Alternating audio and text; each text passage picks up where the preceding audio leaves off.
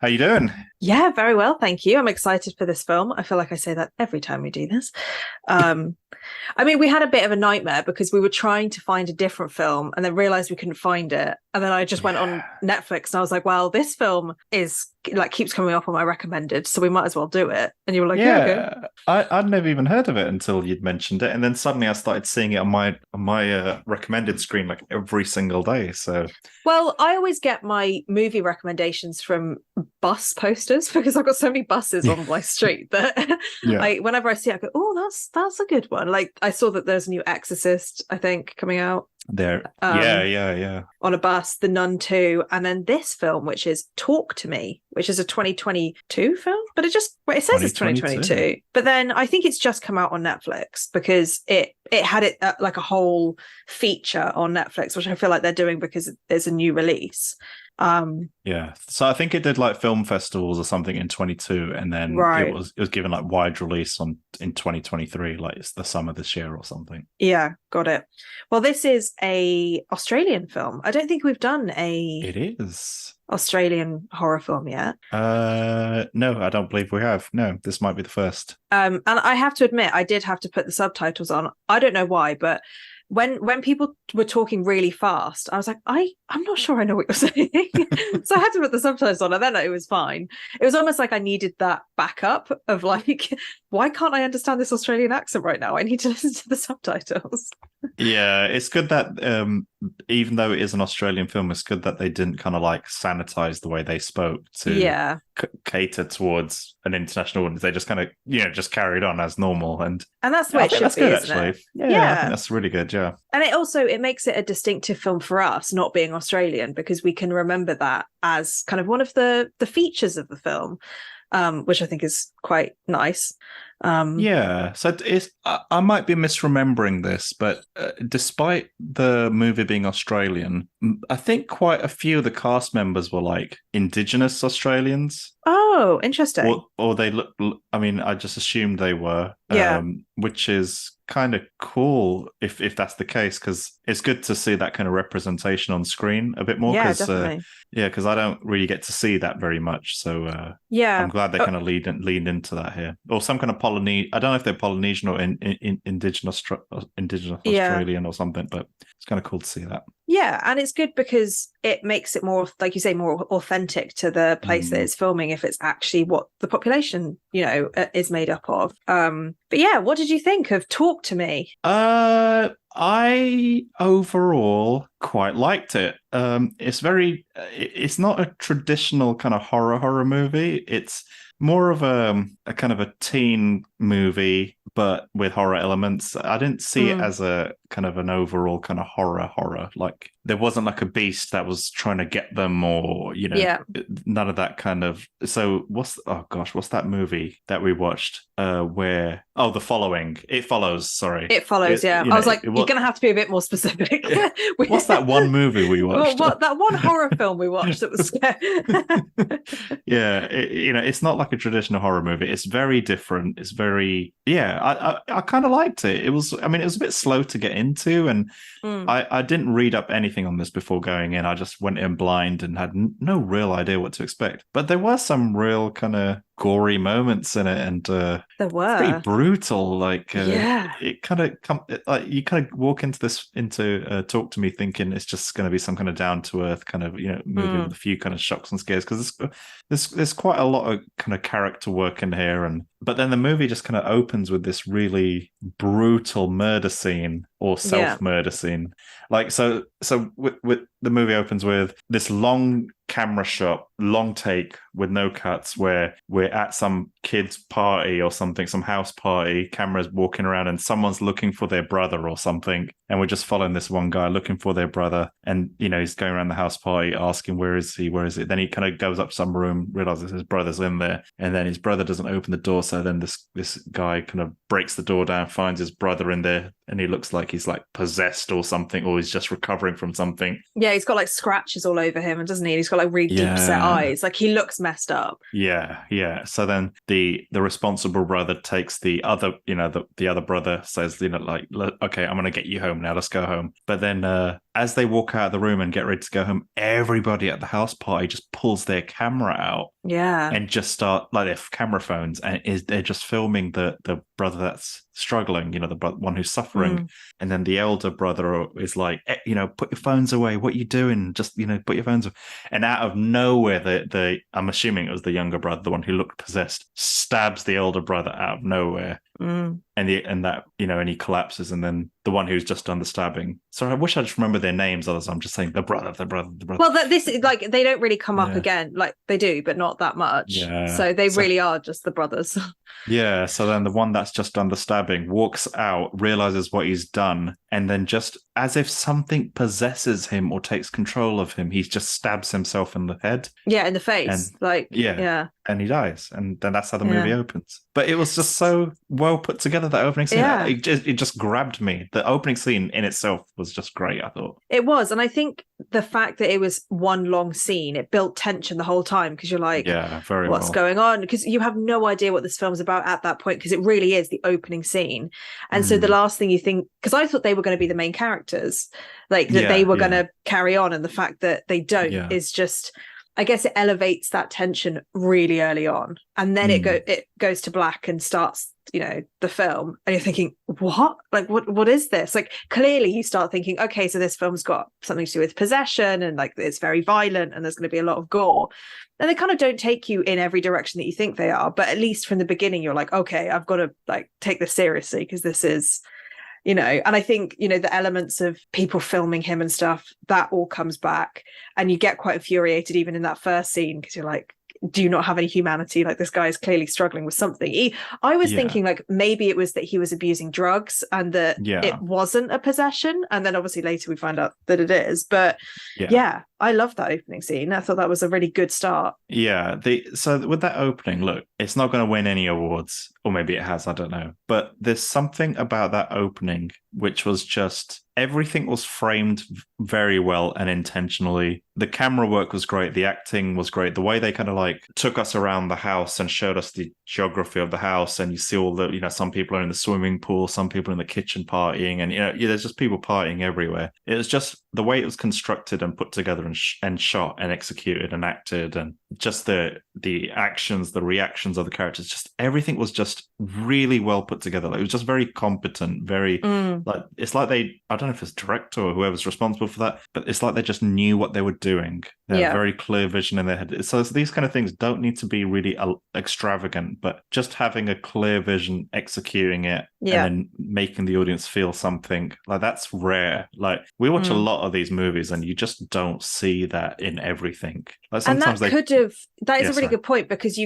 we could have watched this film, it could have had the same opening, like the same storyline, but not be shot or directed the same way, and it would have been like, it would have had a quarter of the impact that it did in and I would say that that's kind of the theme throughout this film, is that they're using, I mean, there are some creative elements to it, but they are using a typically generic horror film like plot of you start off not knowing what the danger is, you get kind of obsessed with it, or the danger gets worse and worse and worse, and then it ultimately climaxes in something like death or something at the end of the film, and the scary things are plotted throughout it.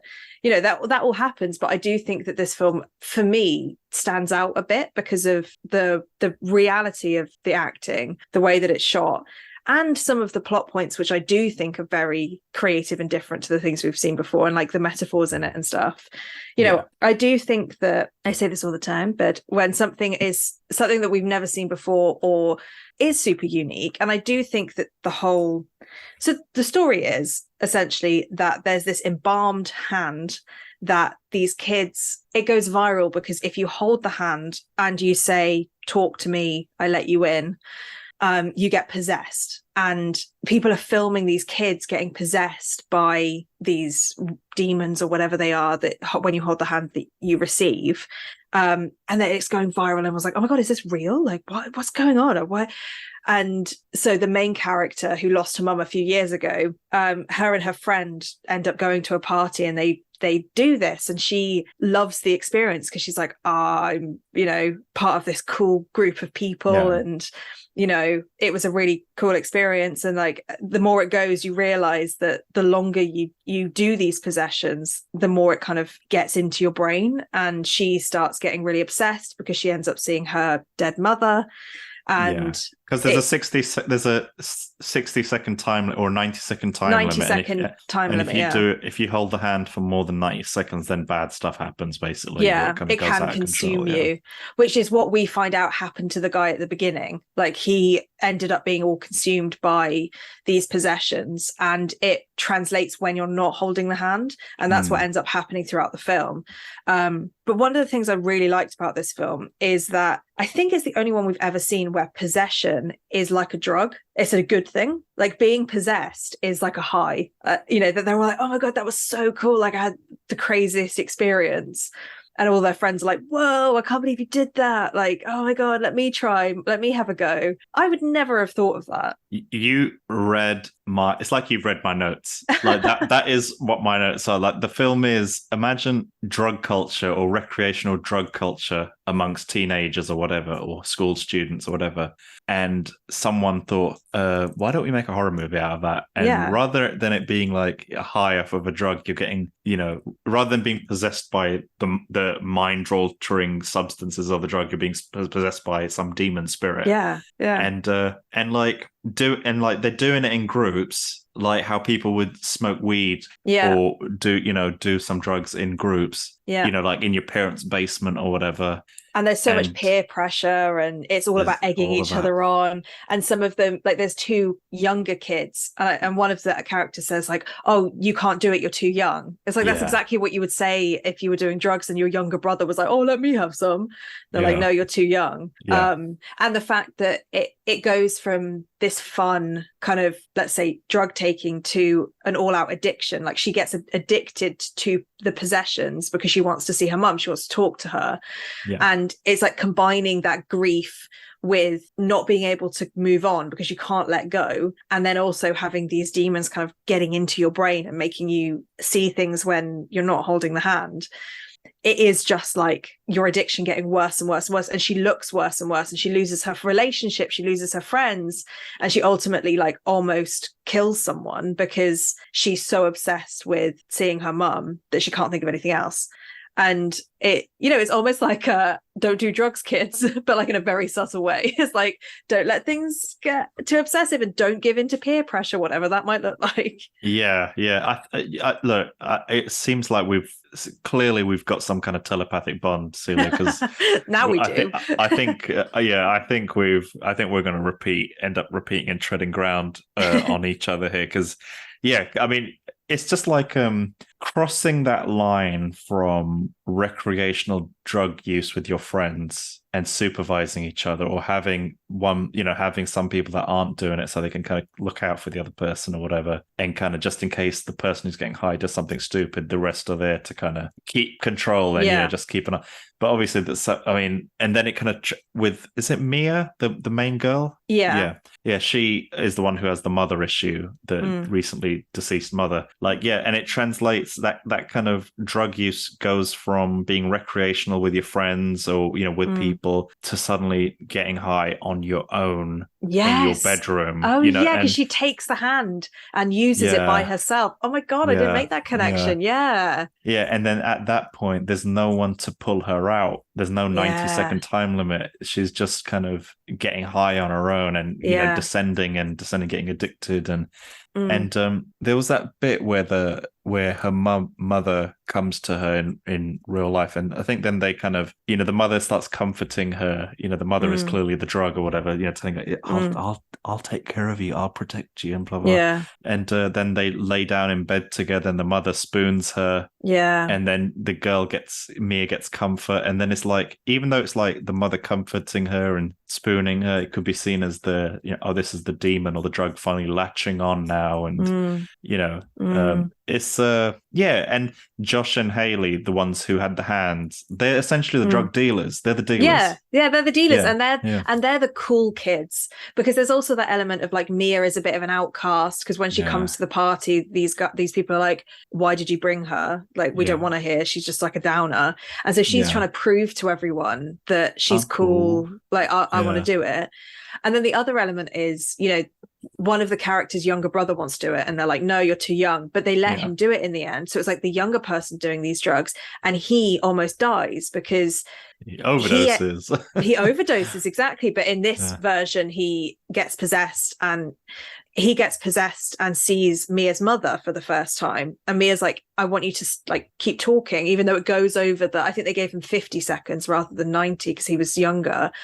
And she asks him to stay, like keep talking to her, ask her what you know, why she committed suicide. And by allowing him to stay in that long, it really messes with him, and he ends up like smacking his head on the table and almost gouging his own eye out, and ends up in hospital. Like, that's their version of overdosing, because it's gone too far. Like, he's been in there for too long, and every time he wakes up, he tries to like kill himself. And it's and then the older sister blames Mia, you know, why did you let him do that? And then their mum starts blaming Mia, and it's exactly the same as what would happen if your younger brother overdosed or something, and you'd say, why did you kind of let him do that? And I just think that it's a very interesting way of looking at possession, not only from like a drug addiction point of view, but thinking of possessions as fun. Like, not whenever we see possessions in other films, it's like, this is the worst thing that could ever happen. Like, you need an exorcist because you need this to be gone. But in this version, it's like, no, you want to do that because it's like a high. I just think it's really cool. Yeah, absolutely. And I mean, I just couldn't help.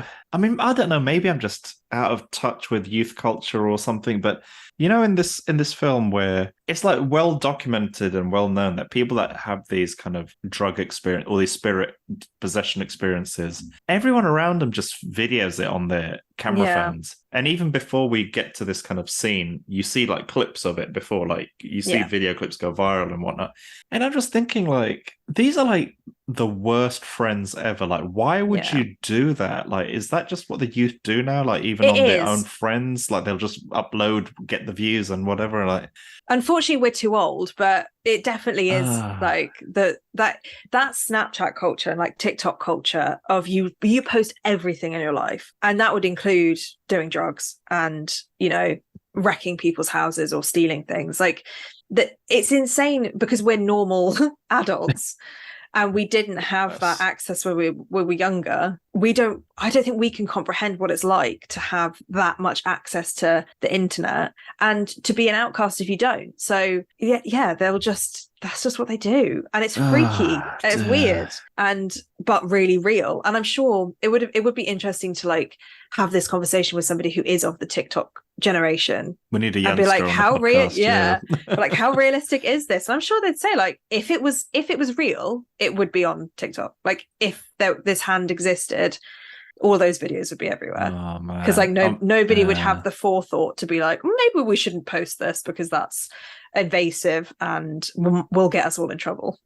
Oh man, I'm just glad I don't have TikTok or Snapchat. I do have friends that try to convince me to get TikTok, but I don't know, maybe I'm just not down with it. I think Snapchat was like that last one I was just about kind of understood and used it for like a month or something and then gave up on it. And, but what I like about this film is it doesn't use social media as like its plot point, because I get a bit bored when I'm like, yes, I know social media is like blah, blah, blah. You know, it just uses it in a way to push the story forwards. Like, they find out about the hand because of it and they don't want to be left out, and they give into peer pressure. But I don't know, I think I find like social media horror stories a little bit cringy because I'm like, okay, it's scary. It depends if how it's done, really. I think we've reviewed a couple where they're a bit they're a bit cringy or whatever. Yeah, but I thought this was good. I mean, one of the scenes, this is a complete tangent, but one of the scenes that I really liked, and it very much reminded me of, was it Get Out? I don't know if we've reviewed that, but when Mia and the kid Riley are driving home and they see that deer in the middle, or kangaroo in this case, in the road, and it's dying. And it's really horrible, and it looks like it's in so much pain. And Riley says to Mia, you need to put it out of his misery, or she says to him, like, oh, we need to put him out of his misery. And they find it really hard, but you know, But then that scene is then foreshadowing to when Riley's in hospital after his quote unquote overdose of the possession. And Mia thinks that the only way to stop him from feeling that pain is to kill him, like at the end. And it's like, oh, he's now the like hurt and broken little animal that needs her to kind of put him out of his misery. And I just like that continuity of the story where it has really clever foreshadowing that's clearly very thought out. And, you know, if you watch it again, you'll be like, oh, yeah, I can see where this is going. But at the time, you're just like, I don't know. Yeah. And going even a step beyond that is then she ends up becoming the kangaroo in the middle of the road right at the end. She does. Yes, she does. Because then she ends up. So the end of the film is that she is almost fully possessed by her mother or whatever other demons are possessing her. And she almost kills the kid because she thinks that it will put him out of his misery. But she stops herself and ends up throwing herself into the road and dying. So yeah, that's such a good point. She ends up being a kangaroo. What would you have done if you saw that kangaroo in the middle of the road?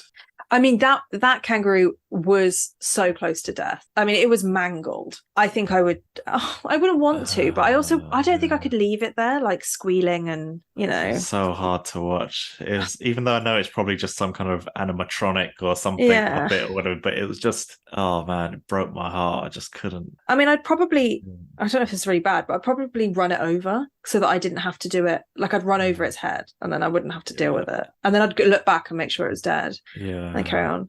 But actually, this film does do gore really well, I thought. Oh my goodness. Like when Riley was smacking his head. Good, yeah. And it does make me think, like, nowadays, in the good old days of horror, like, you got pulled out of it because the CGI or the makeup wasn't great. But this, I was like, that is so realistic. Like, the blood looks so real. The bruising and just everything was so visceral. But they didn't overdo it with the gore, I don't think. I think they did it just enough that it wasn't too much. But the bit where I think the bit that just got me the most was when Riley, the boy, is essentially ODing and he's just smacking his head on the table and the corner of the desk or whatever. Yeah. And then he's trying to pull his own eyeball. Like, just everything was so. Yeah. It's like for a movie that just on the surface just seems really low budget and really normal. Yeah. And, like, when they do jump to those kind of violent I'm guessing these are makeup and special effects of some kind, but it was just so realistic, like so realistic, incredibly realistic. And like when he was getting cleaned in the hospital in the shower, and then he manages to get himself on the floor and like starts smacking his head on the shower floor, and like all the blood goes down the drain, and he's already so battered and bruised, and it's just it makes me go all wobbly because I'm like, I can't even imagine. Because he's on the floor in a shower in like a wet room, and he wakes up. The demon is trying to kill himself or whatever, whilst he's possessing the boy. And then I think this is just like one continuous shot or something, but he starts bashing the back of his head against the wall, the tiled wall, and then to a point where there's blood rushing down the drain, and the tiled wall is just getting smashed, and there's pieces of tile on his head, on the back of his head, and everything. And I think it's just because they just show it. They don't really cut away. Like everything's shown, and I think that's it. It's like we live in a culture of movies at the moment over the last, I don't know, since about the early 2000s, when this kind of, whenever any action happens, there's a lot of fast cuts. Like everything's very fast. So it's actually, I think that must have started with like the Bourne movies, the Bourne Supremacy and all that kind of stuff, Bourne Ultimatum or whatever. But now it's quite refreshing when you see just a master shot, no cutting, and it's it's just the action is just being performed throughout, and you can see it as clear as day. Like that's rare now. It is. And I remember the first time I saw that I remember it distinctly, was Midsummer.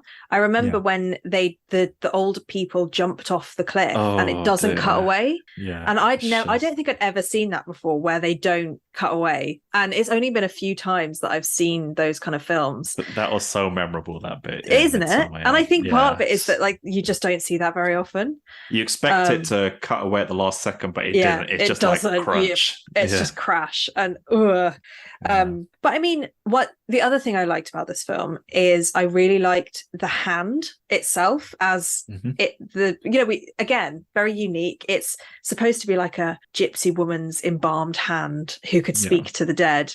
And when you put your own hand in it and you say, talk to me, I let you in, it kind of like turns into a ghost or a dead person, and they're holding your hand and you can look at them and you can kind of hear them, and and it reminds me of The Monkey's Paw. Do you know that short story? No. There's like a really famous old story. If you have a chance to read it, I would, because it's like one of the original kind of horror stories. It's about this couple that gets a monkey's paw that has 3 fingers up, and this guy says to them, like, you get 3 wishes if you kind of hold this monkey paw and ask for 3 wishes.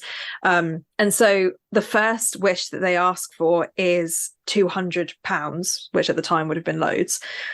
And the monkey's paw, like one of the fingers goes down, and they're like, oh my God, it's real, because one of the fingers have gone down. We've used one of our wishes. And then somebody knocks on the door and says, I'm from the army and I'm really sorry, but your son's been killed at war, but here's your £200 compensation for him for his life. Oh my God. So it's this kind of backhanded kind of... Yeah, exactly. So like you get your wishes and you don't, and then so they throw away the monkey's paw, but in their grief the mother picks it up and says, like, I want my son to come back. And the finger goes down, so there's 1 finger left. And then that night they hear like this groaning and knocking at the door, and it's like really jarring, and it's not like a normal knock, and they can hear these sounds and they're getting so scared. And then the last wish is that they wish that there's nothing behind the door, and then it's gone. So it's just like a really interesting progression of this story of like, you actually didn't get anything out of those wishes apart from your son dying, because you wished for him to come back and then you wished for him to be gone. But anyway, that was a tangent. What I liked was that it's like the monkey's paw because it moves when you like wish or when you do that thing. So when you say talk to me, it then holds you and you're in it.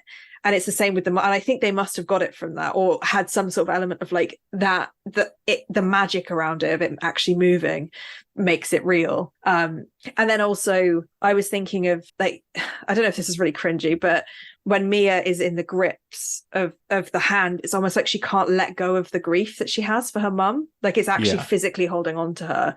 And, they have to pry people away from this hand. That's why you need to do it with other people. But when she's by herself, she can't let go, and it's just like a metaphor for her not being able to let go of her mum. Like she needs to know the answer, she needs her to be there. And it's like a very powerful message, I think, of like almost needing to be able to let go to move on. Yes, I agree. This is the kind of movie I think should be accompanied by a documentary at the end of it about grief and maybe counselling and recreational drug use, or I don't just something like. It's very heavy themes. Yeah, because it's the thing is the movie is not preachy. No, not at all. And which is good because we watched we had this training session at work a week, must have been a couple of weeks ago, and I won't say what it is just in case this happens to get back. But anyway, the point is they were trying to tell a very important message in the movie, in the short film we watched, but it was so preachy and so kind of it's the kind of thing that your parents would think, wow, that's so deep, or like a 14-year-old would think, wow, that's so cool. Life is so wonderful, but it's just one of these kind of things where it's just so preachy and so kind of like, okay, boomer, we get it, but this film was the opposite of that, where they kind of take you on the journey but kind of let you come to your own conclusion and your own whatever at the end of it. And I think that to me is like is the way it should be, like, definitely. And I think that's why fiction is such a big genre, because you learn things about yourself or about different views of the world without somebody just being like, here are the facts, here's what you should do. Like, nobody wants to read a rule book on what life is supposed to be like, because no one will agree. But if you can read a book or watch something that you resonate with, or you can hear a story through it and you say, wow, that's really powerful, like I can relate to that, or I can think about that in a certain way, you're going to take that on board much more than somebody being like, drugs are bad, don't get possessed. I guess that's not a real one, but hey, you never know, maybe one day. Are you familiar with the YouTube channel Darman? Yeah. Oh god, yeah, Darman. Oh, like the gosh. Most cringy, like like, every short has this kind of moral, like, don't judge a book by its cover, or don't. Basically, everything's like these little morality tales. Yeah. Like, I don't know. But the acting is terrible. Whatever. Everything about it is just like the lowest common denominator. It's the kind of crap like I could imagine my parents watching on YouTube and thinking, it's made for boomers. It's made for like Facebook users. Do you know what I mean? It really is. And it's just shared by mums like, oh, this is so powerful. Like, we should love everybody regardless of how much money they make, which is a lot, which he does like 1,000 of, like the nanny versus the mum. And like, it's like, God. Oh man, I have because I've been in the radius. Like I've seen loads of these simply because other people are watching them, and then it just kind of numbs your brain and just turns it into mush. And anyway, I don't know why I was talking about Darman. Well, it's because this film doesn't do that. Yes, I mean, that's the point. Yeah. What did you think of like the horror elements? Like, was there anything that really scared you? Not that I can remember. I didn't write any notes about being scared at any point by anything. What about you? Well, I mean, one of the really creepy scenes, which I will remember because it was so odd, was when Mia's in bed and she looks over to the corner, and then there's that person, that old woman, and she like creeps out from the corner of the room and starts sucking sucking the guy's toes next to her. Yeah. Oh yeah, gosh, yeah. And then the guy wakes up and it's Mia sucking his toes. Yeah. But like that whole scene, obviously just explaining it in one sentence, it sounds really weird and it doesn't sound that scary. But when you're watching it and like the woman is bloated and wet, kind of probably drowned or something, like drowned, and she's ghastly, like she is really horrible, because like whoever was on the makeup team in this film just did a brilliant job, because it was so gross. And then it was just like the weirdest thing that she could have done was to suck this person's toes, and then for Mia to wake up sucking his toes. I was like, that's really different and weird, and I was like, what is going on? Out of everything that could have happened in that scene, that's not what I would expect. I can't help feeling that probably came from a very personal place from the writers. Like, I think not necessarily an experience, but maybe I can imagine one of them probably had that random thought in the middle of the night once, or and a dream, just stuck with them. Yeah, like a really weird nightmare where like somebody was sucking their toes or something. I don't know. Yes, because it seems like a fever dream. And I think, I did find this film kind of shocking in a way, like more than I did find it scary. I thought that I was hooked on it, not because I was scared of the demons necessarily, but I was more just hooked on the story of it. And I think some films we watch, it's purely for entertainment of the scary demons, like Insidious and things like that. Whereas there's films like this where you're just truly hooked on the plot. And I mean, I think it's really cool. I was reading that this, over its opening weekend, made $10 million gross, and that was the second biggest total in A24's history. Oh, really? Like, this is one of the second biggest grossing, like, on its opening weekend in A24's history. I think part of that is that we've just come out of the writer's strike, we've just come out of the actor's strike. There hasn't been a lot of new cinema coming out. But I also do think it is a testament to this film, because I would recommend this film to other people. Like, I would say, if you want something that's like quite surprising and a bit out there, I would go for this.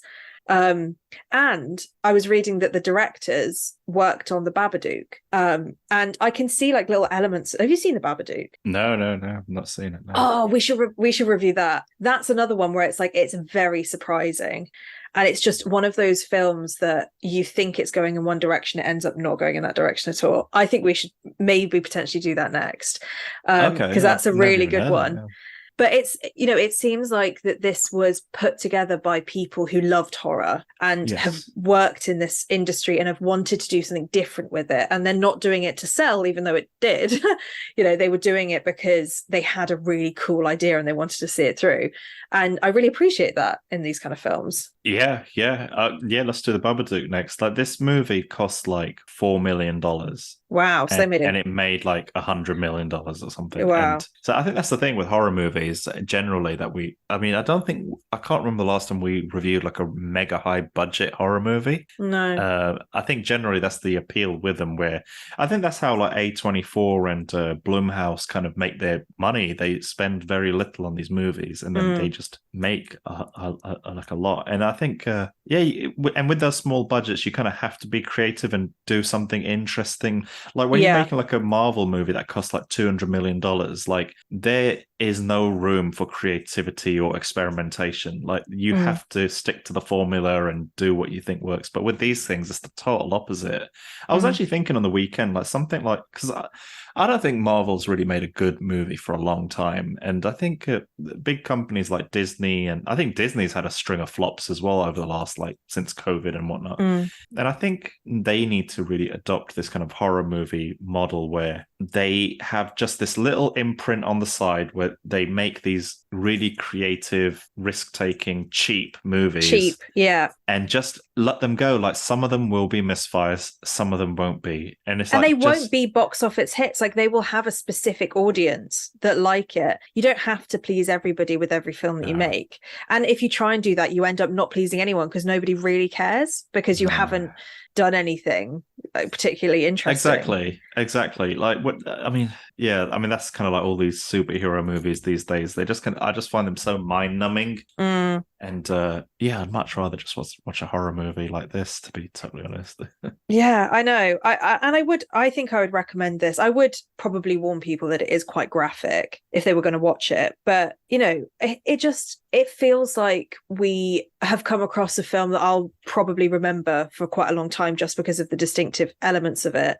And I would say that I loved the ending when Mia ends up dying and she then is in darkness and she sees this person sitting at a table and she sits on the other side of him and he says, what's the words? Let me in. Talk to me. I let you in. Yeah. And she holds his hand. In Greek or something, yeah. Oh, in Greek, yeah. Oh, that's why. Yeah. In a different language. And then she holds his hand and you realise that she's now the demon and she has to now go to all these stupid parties with these kids. Yeah. Because you feel a little bit sorry for the demons because they're like, why am I here? And now she can be cool forever. Now she can be cool forever. But it's an interesting ending because you're like, wow, she's now on the other side of that table having to do this with these kids who probably haven't learned their lesson, and the same thing will happen. And it's a full circle moment, and they didn't have to do that at the end, but they did. And I think it was a very strong ending.